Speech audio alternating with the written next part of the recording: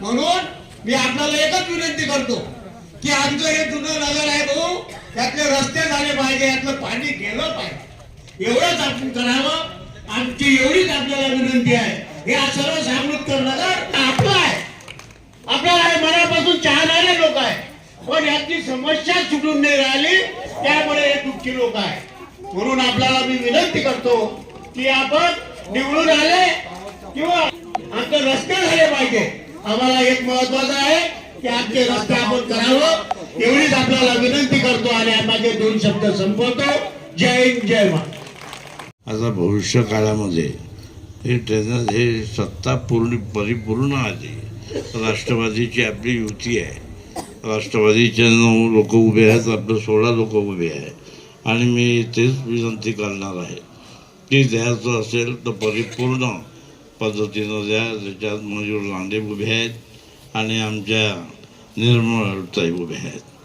त्या तिन्ही उमेदवारांना आपण कधी निवडून दिलं तर तुमचं मत सार्थकी लागल्याशिवाय राहणार नाही, त्याची हमी द्यायसाठी मी तुमच्याकडे आलेलो।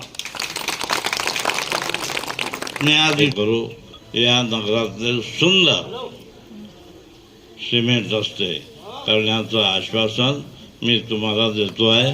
त्याच्यात विकासाच्यासाठी आणू शकतो आणि इथे माझं अटॅचमेंट आहे। या नगरामध्ये मला काही देणं घेणं आहे, हे नगर प्रत्येक वेळेस माझ्या पाठीशी राहिलेलं आहे आणि त्याचा दुरावा होणार नाही हे तुम्हाला मी शाश्वती देतो।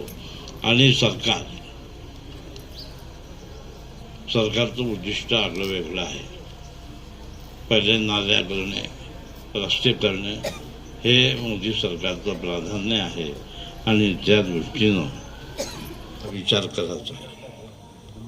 आपण सर्व सुशिक्षित लोक आहोत या भागात आणि त्या दृष्टीनं मयूर इथं उभे आहे, निर्मळताई उभे आहेत, बॉडी पूर्ण आली, आमची युती आहे, अशोक सिंग गहलोतचे चिरंजीव आहेत आणि आपण अशा पद्धतीचं हे कधी तुम्ही निवडून दिलं तर 100% निवडणुकीच्या पुढच्या आधी मी सर्व करून देईल एवढं ठोस आश्वासन तुम्हाला देतो।